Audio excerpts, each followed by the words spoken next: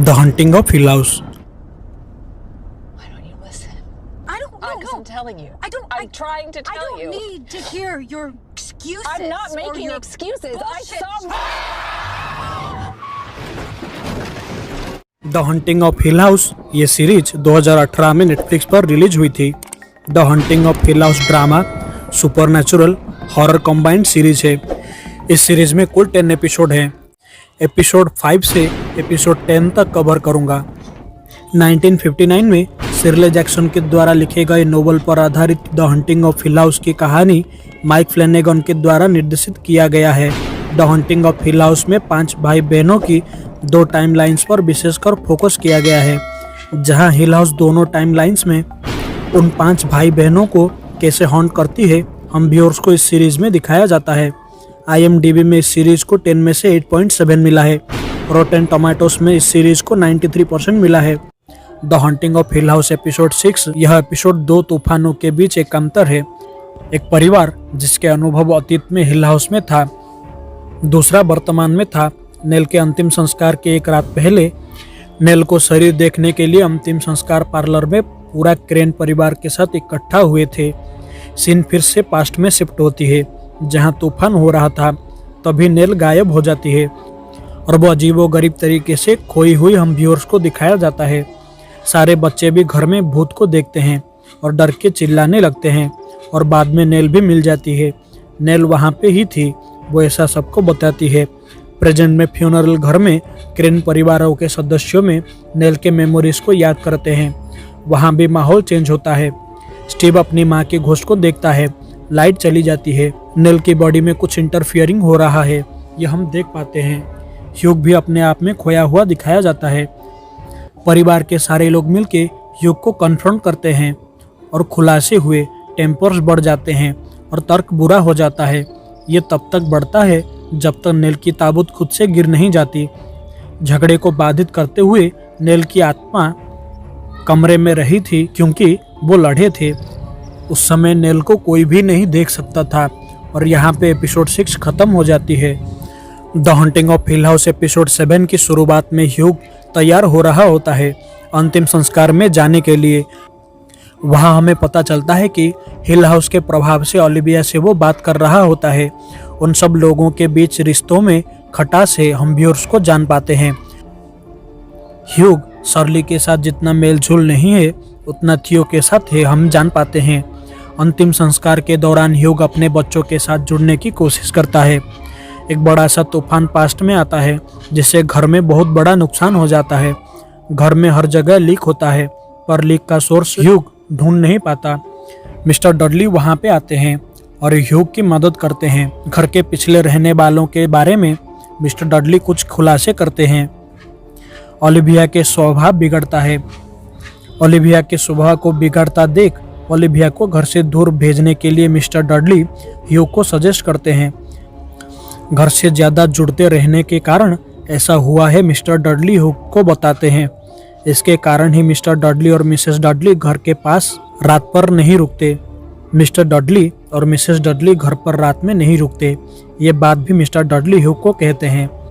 Hugh और Olivia सहमत होते हैं कि सच में ओलिविया को कुछ समय के लिए बाहर जाना चाहिए। अब ओलिविया का व्यवहार परेशान और खतरनाक हो जाता है। ह्यूग नमी के स्रोत को पता लगाता है और मूल मालिक विलियम हिल के लापता होने का हल करता है। सीन प्रेजेंट में शिफ्ट होती है, जहां ओलिविया का भूत फ्यूनरल में ल्यूक को दिखता है और ह्यूग और थियो को शर्ली के ऑफिस में देखती है।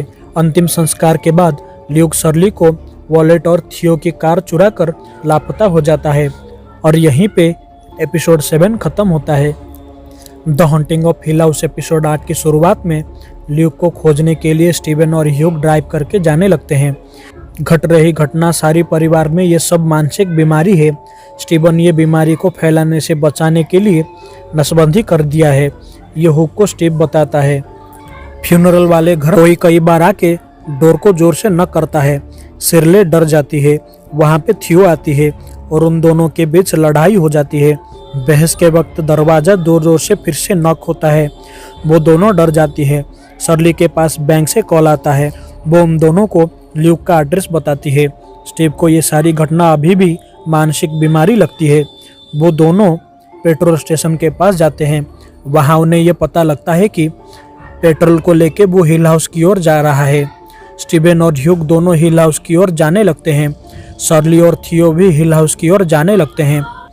जाते वक्त शर्ली और थियो नेल की डरावने चेहरे को देख पाती है।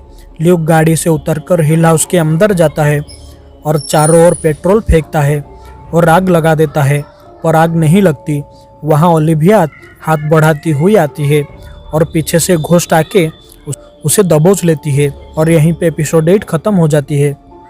The haunting of hill house episode 9 की शुरुआत में एक रूम में ओलिविया को सिरदर्द होने लगता है। वो नीचे आती है जहाँ शर्ली और ल्यूक झगड़ रहे होते हैं। ल्यूक अपने बहन के कपड़े मांग रहा होता है एबिगेल के लिए। वो ओलिविया घर के ऊपर जाती है और डोर को ओपन करती है और डोर प्रेजेंट में शिफ्ट होता है। वो नेल को मुर्दा घर में देख पाती है। वो वहाँ ल्यूक को भी देख पाती है और उसी रूम में गिर पड़ती है।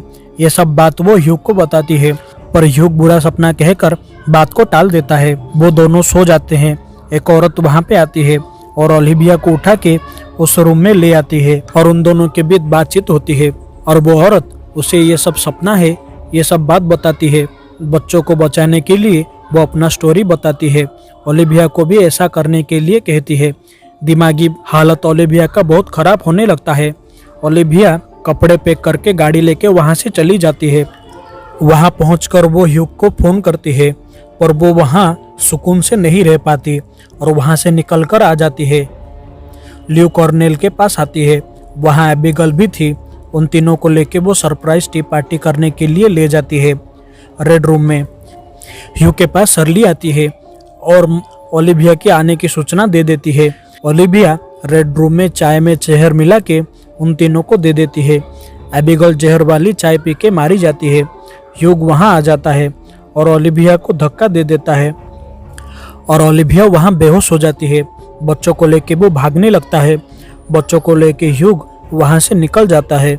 ओलिविया सीढ़ियों से छलांग लगा लेती है और वो मारी जाती है और यहीं पे एपिसोड 9 खत्म हो जाती है।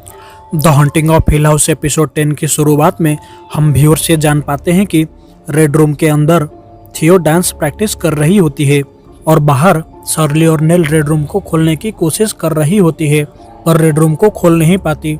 हम व्यूअर्स को ऐसा सीन दिखाया जाता है जहां स्टीव की पत्नी प्रेग्नेंट थी। हालांकि हम जानते हैं कि स्टीवन कॉलेज टाइम से ही नसबंदी कर चुका था। वो वहां अपनी बेबी को हिल हाउस की आगे की स्टोरी को लिखने के लिए सोच रहा होता है। वो लिखने की कोशिश करता है पर लिख नहीं पाता, पर वो लिखने की कोशिश करता है। स्टीवन और ह्यूग मिलके घर पर जाते हैं। वो दोनों मिलके एबिगेल को सीढ़ियों पे बैठा हुआ देख पाते हैं। तभी वहाँ एक बड़ा सा लंबा भूत आता है। वो दोनों खड़ा हो जाते हैं। वो दोनों रेड रूम के पास जाते हैं। रेड रूम खुलता है। स्टीवन अंदर जाता है और बेहोश हो जाता है, जहाँ वो अपनी स्टोरी आगे की लिख नहीं पा रहा होता है और उसकी बीबी भूत बन रही होती है। वहाँ नेल आती है और स्टीवन को बचा लेती है। स्टीवन जगता है जहाँ थियो और शर्ली बेहोश थी। ल्यूक नशा करके मर रहा होता है। उसके पास वो वहाँ जाता है। उसके बारे में हमें दिखाया जाता है कि जहाँ सपने में एक कमरे में ल्यूक की गर्लफ्रेंड उसके लिए नशा लेके आती है और उसे भी नशा करने के लिए कहती है। ल्यूक बेहोश हो जाता है। ल्यूक बेहोश होके गिरने लगता है। रूम फिर से खुलता है और वो भूत वाली औरत अंदर आके उसे बेहोश कर देती है। वहाँ थियो और शर्ली आते हैं। थियो बचाने के लिए ऊपर जाती है, पर वो भूतनी उसे भी बेहोश कर देती है। शर्ली के बारे में हमें दिखाया जाता है कि जहाँ वो एक आदमी के साथ शारीरिक संबंध बनाती है, जिसकी वजह से वो खुद दुखी थी और वो अपने ही फ्यूनरल में जाती है। जिसकी वजह से वो दुखी थी, अपने ही फ्यूनरल में वो जाती है, जहाँ उसके डेड बॉडी जगी है और वो डेड बॉडी अपने ही मुंह को नोच रही होती है। वहाँ नेल आती है और उसे जगा देती है। अब थियो के बारे में दिखाया जाता है, जहाँ वो अपने गर्लफ्रेंड के पास थी और खुद के बारे में बता रही होती है। वो दोनों संबंध बना रहे होते हैं, तभी उसे कुछ महसूस नहीं होता। उसके ऊपर भी हमला होता है और नेल आके उसे भी बचा लेती है। वो भी जाग जाती है। रेड रूम में ल्यूक जगता है, जहाँ ओलिविया उसे मिलती है। पर छोटी नेल उसे वहाँ से जाने के लिए बार बार कहता है। वहाँ बड़ी नेल आती है और ल्यूक को भी वहाँ से ले जाती है, पर वह अभी ठीक नहीं था। नेल उनके रेड रूम के बारे में बताती है। वो कहती है कि यही रूम थियो के लिए डांस स्टूडियो था, नेल के लिए ये रूम टॉय रूम था, स्टीव के लिए ये रूम गेमिंग रूम था, सर्ली के लिए ये रूम फैमिली रूम था, ल्यूक के लिए ये रूम ट्री हाउस था, पर यह हमेशा से रेड रूम ही था। नेल से वो सब लोग माफ़ी मांगते हैं और नेल वहाँ से चली जाती है। बाहर उस भूत से ह्यूग बात करता है। वो उसे उस घर में रहने वाले लोगों से मौत के बारे में बताती है। ओलिविया वहाँ आती है। ह्यूग वहाँ से रहेगा, उसके बदले उन सबको छोड़ने के लिए ह्यूग ओलिविया को कहती है और ओलिविया रेड रूम को खोलती है। गाड़ी में बैठ के दोनों बहनें ल्यूक को ले जाते हैं। ह्यूग स्टीवन को लेकर अंदर जाता है। ओलिविया के मृत शरीर को पकड़े हुए रो रहा होता है। वहाँ डडली परिवार आते हैं उसे सांत्वना देने के लिए। वो सब लोग मिलके रेड रूम में जाते हैं। वहाँ हम जान पाते हैं कि एबिगेल उनकी ही बच्ची थी। पीछे एबिगेल की भूत खड़ी हुई थी। हिल हाउस को खत्म करने के लिए ह्यूग मन बनाता है, पर मिस्टर डडली उसे नष्ट ना करने के लिए कहता है। बदले में उस बात को वो छुपाए रखने के लिए कहता है और रेड रूम में ह्यूग जाता है ओलिविया और नेल के पास। स्टीव वहाँ से घर के बाहर जाता है।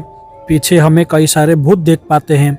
सीन चेंज होता है जहाँ हॉस्पिटल में ल्यूक की नींद टूटती है और वो अब सेफ था। स्टीव घर जाकर अपनी बीवी के साथ सारे मामला साफ करता है। सर्ली भी अपनी बात अपने हस्बैंड के साथ शेयर करती है। हम ये देख पाते हैं जहाँ थियो भी अपनी गर्लफ्रेंड के साथ अब खुश थी और वहाँ से जा रही होती है। मिस्टर डडली और मिसेस डडली बुजुर्ग हो चुके थे। वो दोनों हिल हाउस जाके अपना दम वहाँ तोड़ देते हैं और वो वहाँ रहते हैं। अब सारे परिवार मिलके खुशी से अच्छा वक्त बिताते हैं और यहीं पे the hunting of hill house की सीरीज खत्म हो जाती है।